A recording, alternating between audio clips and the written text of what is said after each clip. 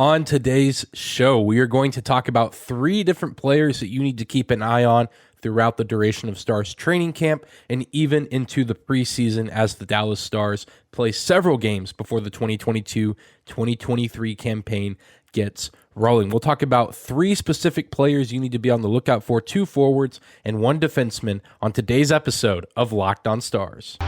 You're Locked On Stars, your daily podcast on the Dallas Stars. Part of the Locked On Podcast Network, your team every day.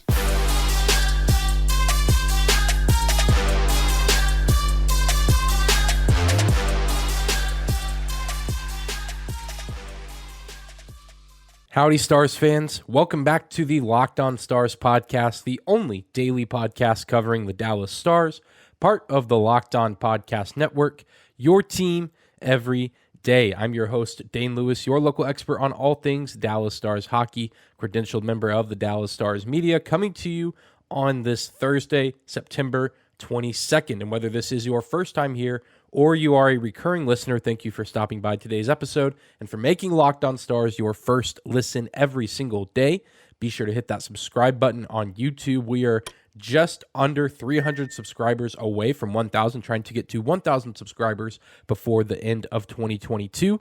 If you're listening on Spotify or Apple or your favorite podcasting platform, you can follow us on there as well and leave a 5-star rating or review. If you enjoy the show and want to help grow and spread the awareness and grow the reach of the show, you can also find us on social media at Locked On Stars on Twitter and Instagram, and my personal Twitter account just at Dane_Lewis.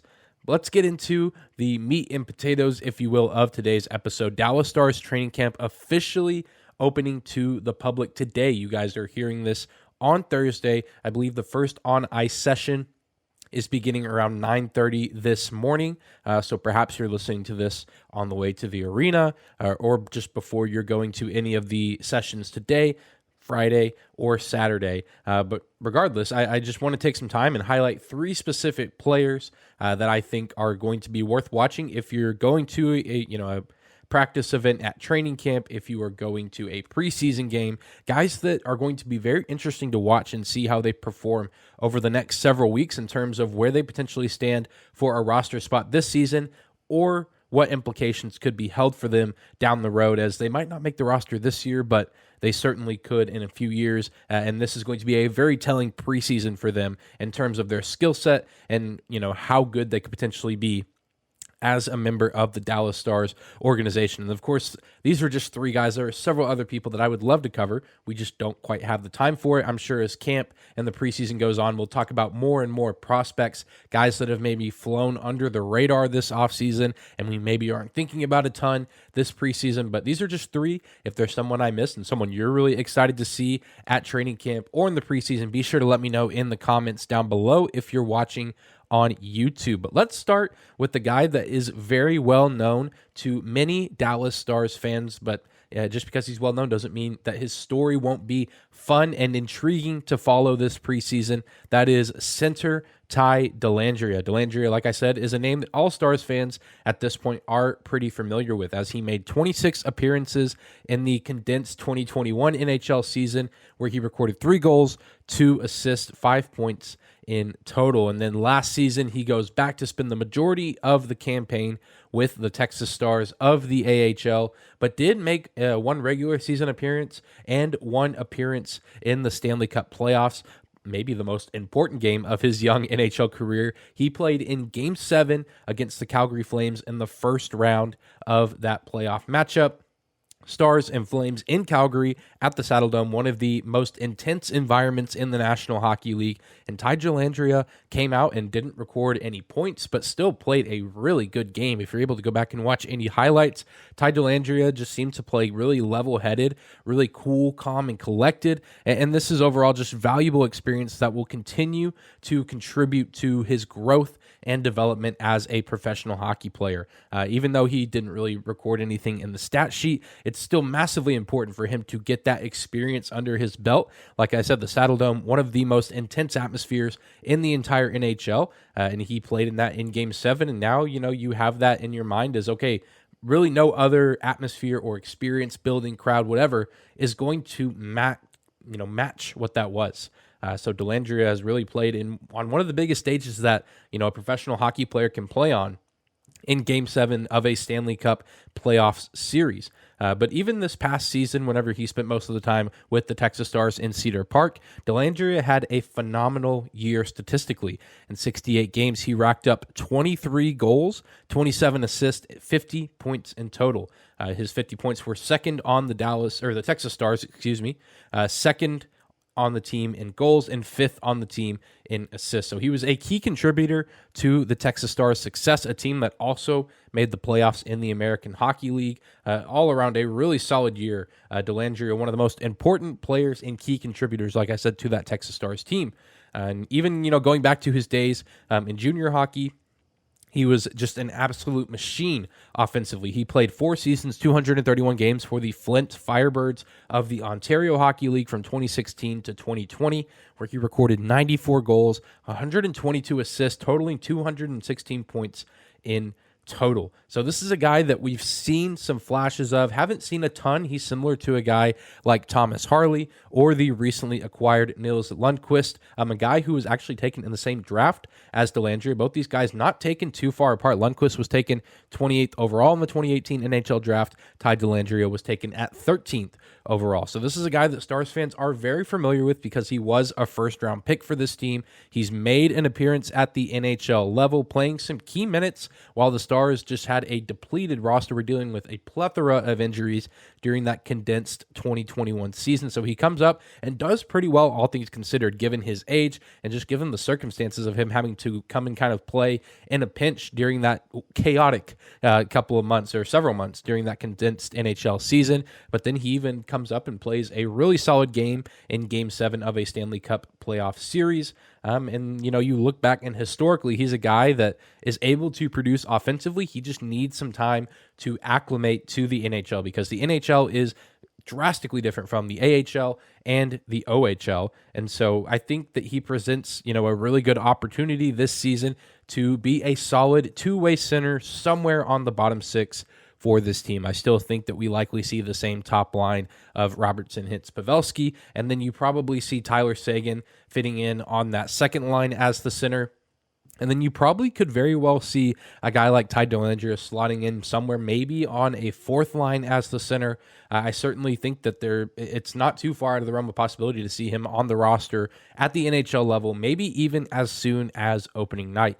I mean, he's an incredibly smart player, always seems to be in the right place at the right time. He's just incredibly, intelligent on the ice, especially for his age, being 22 years old. Again, very similar in age and whatnot to Nils Lundqvist. And he could really just be, a great centerman option if the Stars do choose to move on from Radek Faksa. I know we've talked about that. It doesn't seem super likely just because I don't know what the demand is for a player like Faksa or how easy it would be to move him.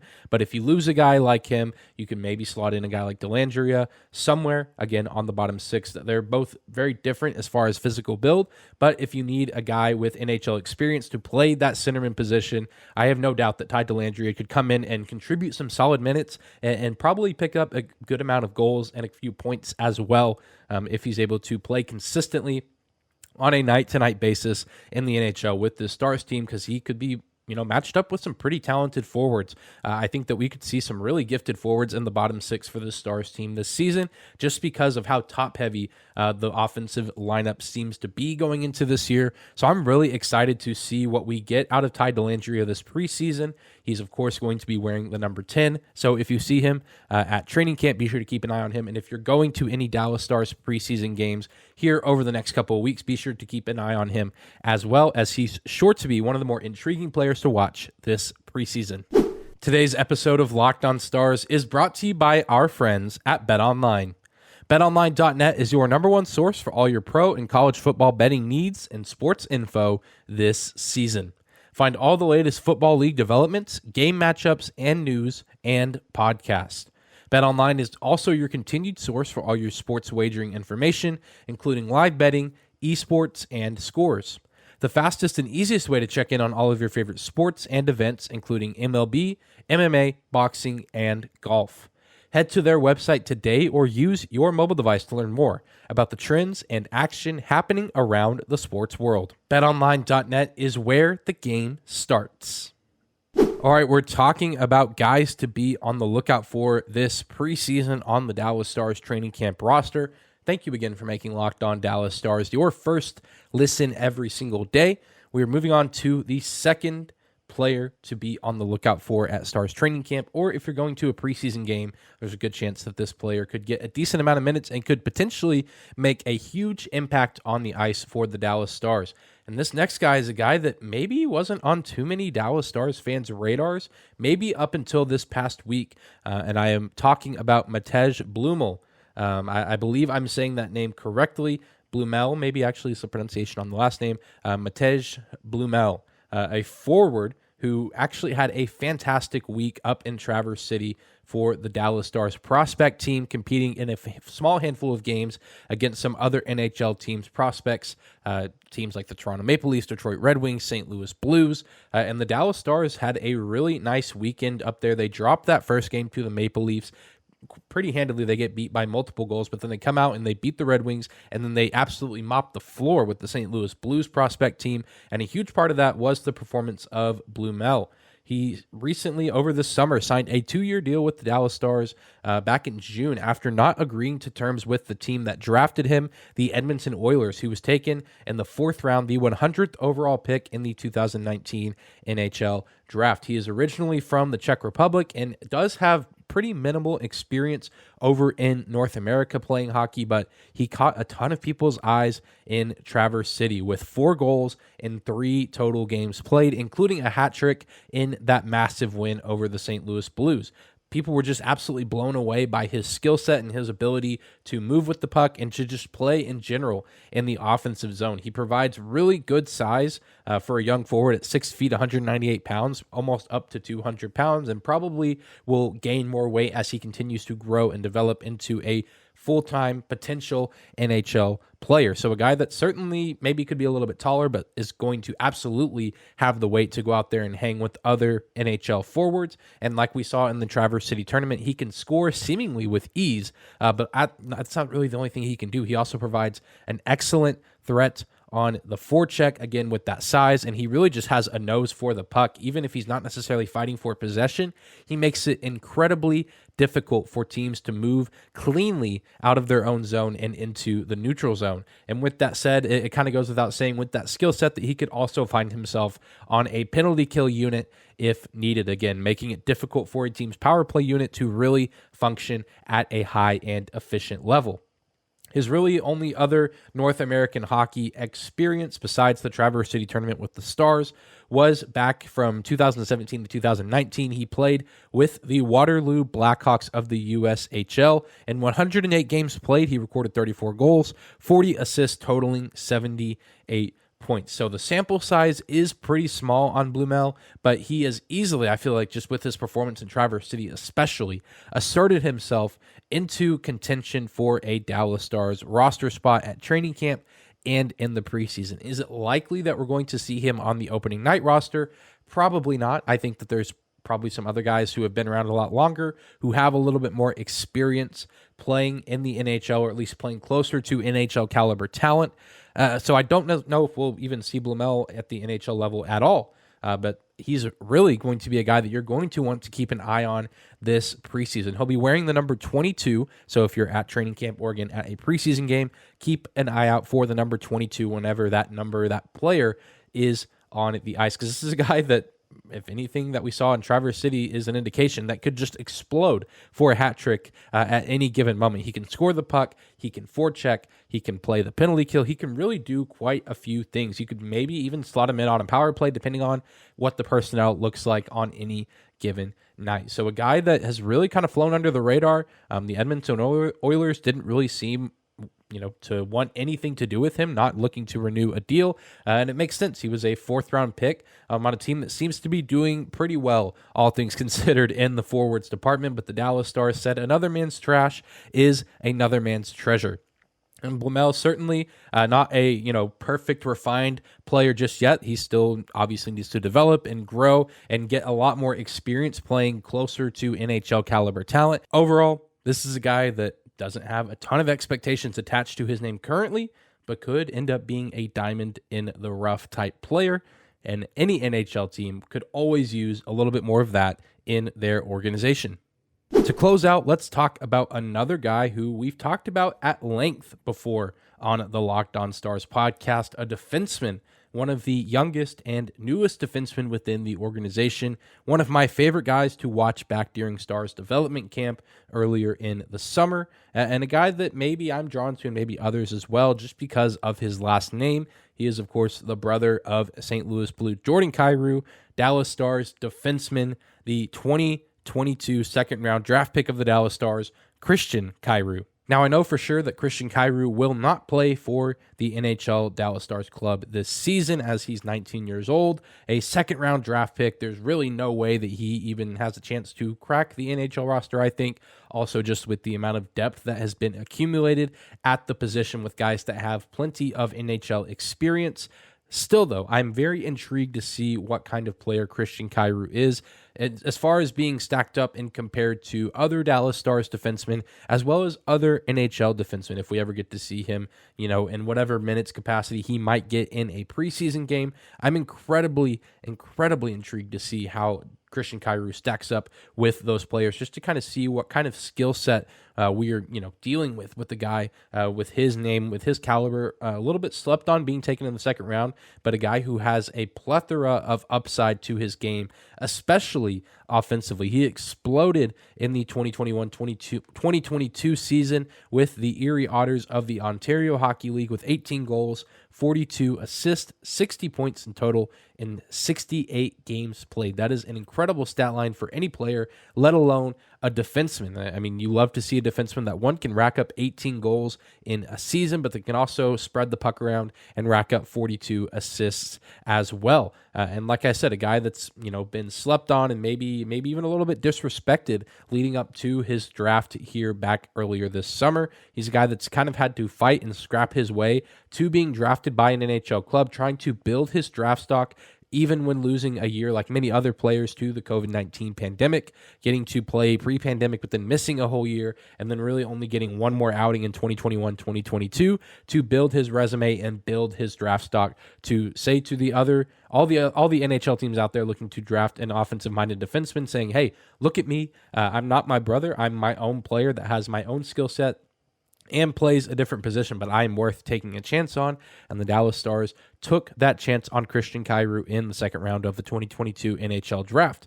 And he just recently, I think earlier this month, turned 19 years old, and he's an incredibly smart and intelligent player for his age. And he is a guy that a few years down the line could potentially be a cornerstone offensive defenseman for the Dallas Stars NHL club. And he also does shoot right-handed, which, as we've discussed recently, is very valuable to this team, very valuable to this franchise. He's a guy that could likely one day quarterback a power play because, like I said, he is an offensive-minded defenseman. Think a little bit of a smaller version of John Klingberg, a guy that loves to shoot the puck from the blue line, but he's not just aimlessly and mindlessly, slapping the puck as hard as he can. He can shoot it with quite a bit of speed, quite a bit of power, but really what he's known for as far as his shooting from the blue line is his accuracy, both in actually scoring goals, but also just in getting it towards the goal and getting it to land or, hit in proximity of the goalie or somewhere where a teammate that's down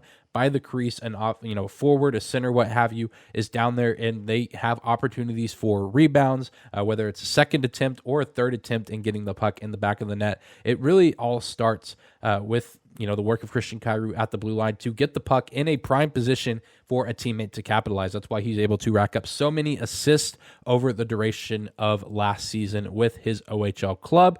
Really, the only big improvement we need to see from Christian Kyrou is the actual defense. Like we've said, offensive defenseman, but he is a smaller guy. He's on the smaller end of things, and certainly needs to be a little bit more aggressive. And sometimes he's looking way too hard for the opportunities on offense that it can lead to sloppy mistakes, lead to turnovers, and then at the end of the day, lead to a potential scoring opportunity for the opposition. And that's what times like this are for. That's what training camp is for. That's what the preseason's for. And likely he'll be back playing some form of junior hockey again this season. But I'm really excited to see how he performs here over the next few weeks and how he stacks up with other guys on the roster, certainly playing alongside and getting reps and experience alongside players like Miro Heiskanen, Esa Lindell, Ryan Suter. That's got to be beneficial for anybody, but especially a guy like Kyrou, who I'm sure the Stars are expecting to be a key piece to this team probably 3 or 4 years down the road. Well, that's going to do it for today's episode of Locked On Stars. Thank you again for tuning in, for making us your first listen of the day. Let me know again in the comments down below on YouTube which players you're most excited to see this preseason, whether it's at training camp or an actual preseason game.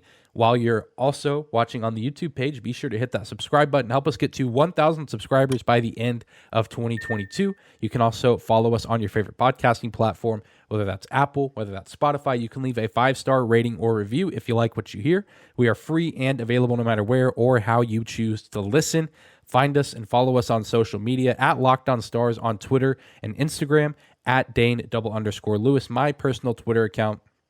And we'll be back here tomorrow with a special preseason training camp themed mailbag episode. Be on the lookout for Twitter and the YouTube community tab here on this channel for the mailbag prompt. And you can submit your mailbag questions for a chance to be featured on the episode. So be on the lookout for that. Hope you guys have a great Thursday, and we'll see you back here tomorrow to close out yet another week of Locked On Stars.